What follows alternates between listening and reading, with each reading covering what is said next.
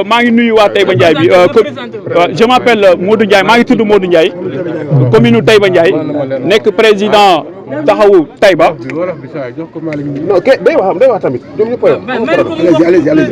nekk président taxawu Taïba donc nag ñu am benn collectif boo xamante ni moo ëmb mouvement yi nga xamante ni ñoo nekk ci commune bi yëpp léegi nag xeex bi dem na lu mat 1 an ñu nekk ci la diplomatie di négocier. À chaque fois bu ñu waxee monsieur le maire mu ñëw négocier si bu fekkente ne panne am na Aquatech du nu ngoo intervenir monsieur le maire moo daan jël xaalisam ñëw di réparer pompier ak affaire yi ci am yëpp. Et là aussi ça ne peut plus continuer parce que li ñu bëgg mooy lan Aquatech li ñu wax dafa leer rencontré na le directeur par son incompétence et par son ignorance et par son médiocrité par sa médiocrité wax na ni. ñoom extension du seen domaine de compétence kon léegi ñi nga xamante ni mooy dëkk yi dëkkuwaay yu bees yi nu ñuy def léegi ba am ndox. kon ñoom daal depuis leur présence wut si xaalis ñoom wut si xaalis lañ fi indi donc depuis leur présence ici kenn ñëwul la branche la ci réseau bi parce que ku branche ne di nga joxe 109 000 francs c'est ce qui est anormal et te 5 000 francs la woon te booba problème yi am fii mosu fay am problème yi am actuellement nii ñi yoroon gestion forage bi. Actuellement ni problème yi ni rencontré amuñu ko woon bu njëkk kon léegi noonu lu ñu bëgg mooy Aquatech dem bàyyi ñu suñu gestion bopp ñu gérer suñuy forage bopp. ñaata village ñooy dund coono woowu. actuellement mën naa ni Taïba Ndiaye bi yëpp commune Taïba Ndiaye bi yëpp ñooy dund coono boobu amul benn exception bu ci am. nee naa leen bu leen fi tegaat seen tànk monsieur le président la ñuy waxal monsieur Macky Sall Aquatech bëggatuñ koo gis ci suñu commune. À partir d'aujourd'hui fu ñu ko gisee après lu ci am moom nañ ko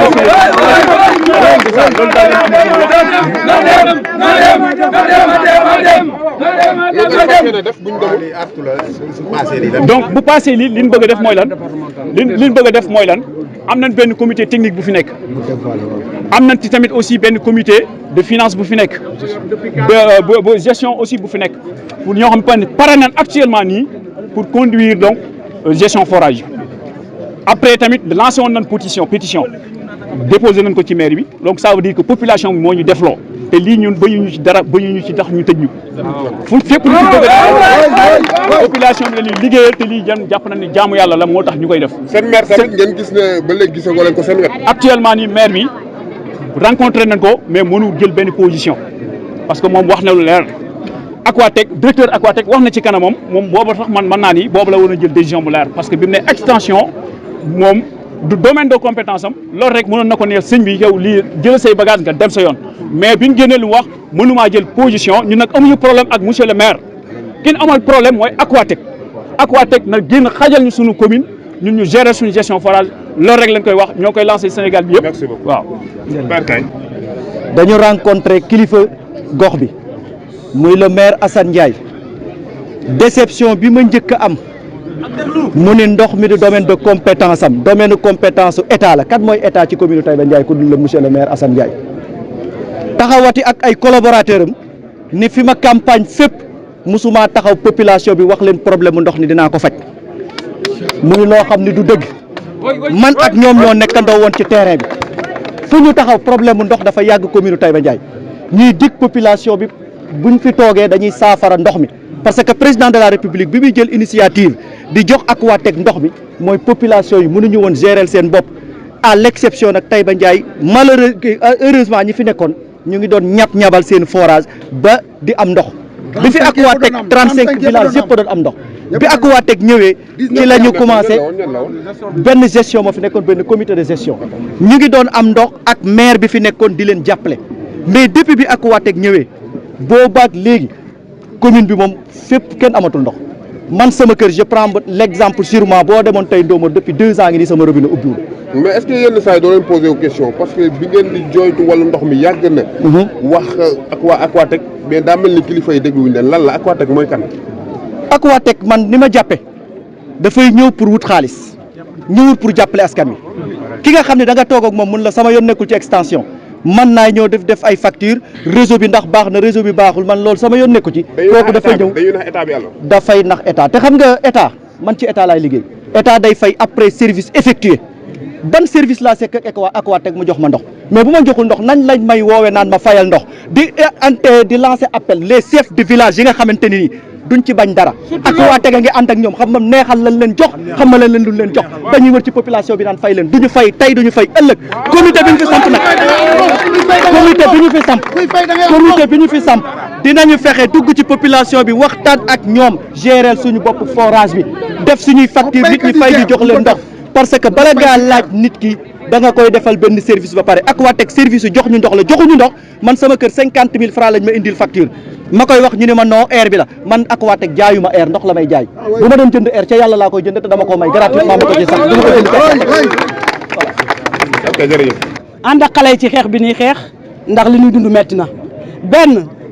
boo tegoon sa paan di root tey bala ngaa am ndox da ngay teg ban toog di ko xaar kon Aquatech si liggéey mënuñu koo gis ñaareel bi facture bi boo daan fay benn ñette na kon yaakaar naa ni suñu njaboot gi dinañ leen soutenir suñu borom kër yi ndax ñoom la ñu am lam koo ñu baadoola mënta siim cerey buur nan ko wax te dee ut xaalis rek la ñuy def ci suñu kaw ñun amuñu xaalis bu ñuy joxe ba ñu nekkee tey ba Ndiaye ba léegi ñu ngi fay suñuy facture mosuñu am problème kenn mosu fee dégg problème mu ñàkk a fay facture ba ñu ñëw fay facture yi tey lañ ko gën a mën a fay waaye nag à condition que ñu am ndox mu baax Aquatech si dem yoonam bàyyeewaat ak suñu forage ni mu meloon ndax boobu kat ñi ñuy sikkal ak xasal bañ fi nekk amuñu woon problème ñu ngi doon am ndox mu sell di am ndox ni mu ware te facture yi seerul woon waaye imaginer tey nga yor sa doom mu am parcelle am war a dem liggéey ko ñu ne ko bala ngaa xëcc ndox da ngaa fay ñaar fukki junni te junni nga daan joxe ñaar fukki junni yooyu kay xanaa wax dëgg yàlla mat na tonne ciment ba xëcc na yéegal na benn néeg kon bu ñu sonal nañu xool li ñuy dund dafa am loo nga xam ne dafa metti dafa am loo nga xam ne dafa metti bu ñu toog fi ñu toog rek yaakaar ne askan wi li ñuy dund dafa neex metti na ku man di doon rek xamal ni metti na parce que loo nga xamante ni si da ngaa ñëw rek teg sa ay argument boo rek ne bu ñu ko fayul xoolal luñ ci bañuñu ko bu boobaa nag bala ñoo yóbbu benn xale maire yee jiitu bañuñu ci dara bañoo ci dara pare nañ pour lépp ñoo ngi ci kanam ñooy jiitu xale yi topp suñu ginnaaw ku man di ñëw rek ñun ngay fekk ci kanam xale yi topp suñu ginnaaw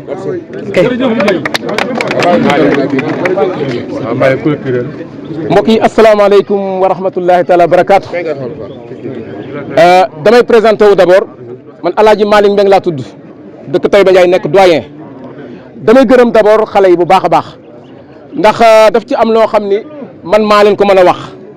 ndax ñun suñu forage bi 1981 la ñu ko amal 1981 ba 2017 bi nga xamante ni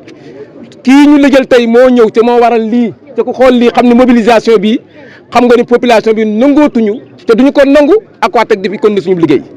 bon loolu su ma leen ko di wax mooy 81 dañu amoon forage bi comité de gestion yi ko yoroon jaar fi di ko gérer correctement mosuñu am benn jafe-jafe ak ñoom tey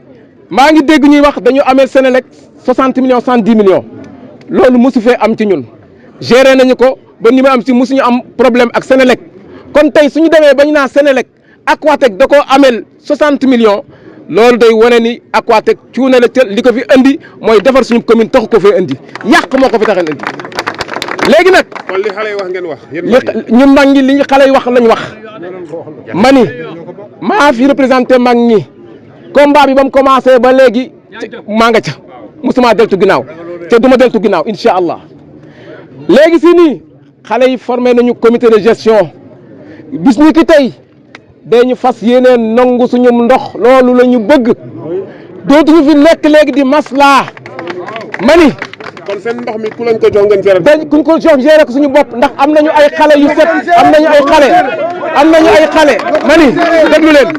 am nañu ay xale yu am xam-xam yu set loxo mën nañu gérer suñu ndox moo tax ñu bëgg ko jël ci seen i loxo delloowaat ko ca fa mu nekkoon ñoo ngi interpellé nag ndax dégg naa chef de village yi ñoo ngi wër ci biir dëkk bi di fay di wax nañ fay facture ndox yi ndax dañoo waxan boycott. yow doo fay.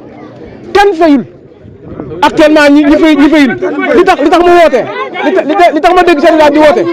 mooy ñi fayul moo ëpp fuuf ñi fay moo tax actuellement ñuy woote waaye dañ leen di wax ñoo ngi leen tontu ñu leen fay ñu tey fay ñu suba à condition que suñ dee fay nañ dem fay commission bu bees bi parce que lu weesu tey dañu def ay bureau parallèle pour dem di fay suñu ndox jéem a nanguwaat suñu ndox loolu nag ñoo ngi ciy interpellé le maire ki nga xamante ni moom la ñu fal ñoo ngi ko ciy interpellé na jóg taxaw wax ci bala muy ëppi loxo loolu lañ ci wax asalaamaaleykum wa rahmatullahi wa barakatuh. ba ñuy fay air moo am ndox amul